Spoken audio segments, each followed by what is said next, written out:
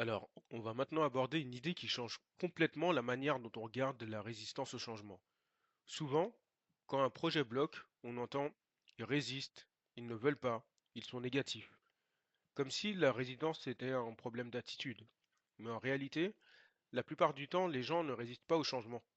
Ils résistent pour se protéger. C'est un mécanisme qui est naturel ou qui est instinctif, en fait, comme une espèce d'automatisme de self-defense. Un peu comme quand on retire la main d'une surface chaude. On réfléchit pas, on se protège. Et face à un changement professionnel, le cerveau fait exactement la même chose. Il va chercher la sécurité. On va reprendre notre exemple avec le service client qui, dans un premier temps, travaillait au guichet, sur les WhatsApp personnels, éventuellement avec un cahier papier, comme on peut le voir de temps en temps. Et cette entreprise met en place un outil de ticketing obligatoire pour tracer toutes les demandes des clients. Donc il n'y a plus de WhatsApp direct, il y a moins d'informels et tout doit passer par le système. Donc objectivement, c'est plus professionnel. Mais humainement, ça bouscule beaucoup de choses. Et c'est là où on va voir que la résistance, parfois, c'est simplement un besoin de protection sur quatre éléments. Le premier, ça peut être simplement le besoin de temps. Je résiste, non pas parce que je suis contre, mais juste parce que j'ai besoin du temps. J'ai besoin de temps pour apprendre le nouvel outil, pour apprendre les nouveaux process, les nouveaux réflexes. Et tout ça, ça fatigue. Ça sort de l'automatisme dans lequel on était depuis des années. Donc on résiste, pas simplement pour bloquer, mais plutôt pour digérer. Et dans notre service client, certains agents vont simplement observer les autres, ils vont attendre ou ils vont tester petit à petit sans se précipiter. Et c'est normal. Tout le monde n'a pas le même rythme face au changement. Il y en a qui plongent tout de suite et d'autres qui ont besoin de voir pour que ça marche. Donc si on met la pression, par exemple en disant utilisez-le immédiatement, tout de suite, bah, on crée l'effet inverse. Plus on va pousser, plus le cerveau va freiner, tout simplement parce qu'il se sent agressé.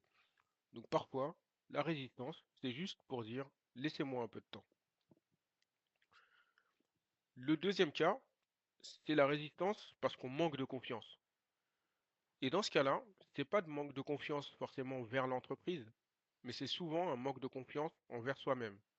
Dans notre exemple, l'agent peut penser ah, je suis pas très bon avec l'informatique, ou je vais être lent, je vais pas comprendre, ou encore les jeunes vont aller plus vite que moi. C'est ce qu'on entend souvent sur le terrain. Donc le cerveau va chercher la sécurité. Et pour lui, la sécurité, ça va être bah, on reste sur ce qu'on maîtrise. Donc il va continuer à utiliser le WhatsApp personnel ou éventuellement le petit cahier de suivi des doléances. Tout ça, pas pour désobéir, mais simplement pour rester compétent. Parce que perdre le sentiment de compétence, on l'a vu précédemment, c'est très inconfortable d'un point de vue psychologique. Donc résister ici, c'est juste protéger sa propre estime de soi. Le troisième cas de résistance, ça peut être la résistance par peur de l'échec. Et dans ce cas-là, si on reprend notre exemple, bah avant, quand il y avait des oublis de tickets qui n'étaient pas traités, c'était invisible. Maintenant, tout est tracé. L'heure de création, le délai, le retard, les statistiques. Donc certains agents peuvent percevoir du type on va surveiller mon travail, on va voir mes erreurs, je vais être jugé, alors que c'était même pas l'intention du projet. Mais juste le fait de percevoir ça, quand on a peur d'échouer, eh ben à l'instant T, ça provoque un blocage dans le changement. Et c'est dans ce cas-là où on va retrouver des situations où finalement les saisies elles sont faites de manière tardive, on va se trouver des excuses ou des lenteurs. Encore une fois, de ce point de vue-là, l'agent il n'est pas forcément dans une démarche de sabotage, mais c'est juste qu'il évite et il est dans une stratégie d'évitement. Quatrième point, ou quatrième exemple, c'est le domaine de la résistance simplement parce qu'on a besoin de comprendre un peu plus. Donc c'est un point qu'on va réaborder plus tard, mais c'est important que la personne ait du sens. Et donc une résistance, parfois, c'est simplement un message pour dire j'ai besoin de mieux comprendre et j'ai besoin de sens. Si on impose un changement sans expliquer clairement le pourquoi, le pour qui et à quoi ça sert, bah, le cerveau risque de rejeter automatiquement. Parce que ce qui n'est pas compréhensible, bah, souvent c'est perçu comme soit inutile, soit menaçant.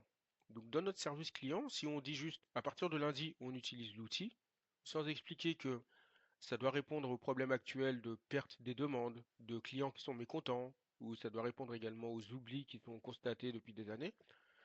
Si on n'explique pas ça, bah, les agents vont penser encore une contrainte et ça sert à rien. Et naturellement, bah, ils vont bloquer. En conclusion, ce qu'il faut retenir, c'est que la résistance, c'est presque jamais de l'opposition. C'est simplement un signal qui dit j'ai besoin de temps, je manque de confiance, j'ai peur d'échouer, ou encore je comprends pas encore le changement. Et notre rôle en conduite du changement, c'est pas de forcer de manière brute juste pour avancer. C'est d'abord de sécuriser. Parce que quand, encore une fois, l'agent se sent en sécurité, et ben la résistance, elle disparaît quasiment toute seule. Et je dis bien quasiment parce qu'on va voir dans d'autres vidéos qu'il y a quand même une manière d'accompagner ce changement.